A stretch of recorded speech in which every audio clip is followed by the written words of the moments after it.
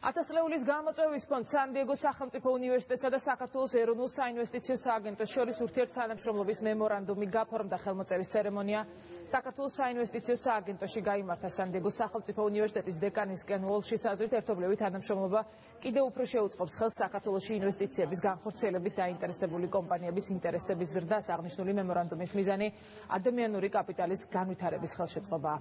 ჩვენ ამ მემორანდუმს ვუყურებთ როგორც ორმხრივ პარტნიორობას. ჩვენი გამოცდილებით დავეხმარებით კომპანიებს, რომლებიც განათლების სფეროში მოღვაწეობენ და სწორედ მათგან ველოდებით შემოთავაზებებს ჩვენი სტუდენტებისთვის, რომ მათ დასაქმებას შეუწყონ ხელი. საბაკალავრო პროგრამები გვაქვს STEM-ის მიმართულებით. ეს არის ტექნოლოგიები და საბუნებისმეტყველო, ეგრეთ წოდებული მომავლის პროფესიების საგნები.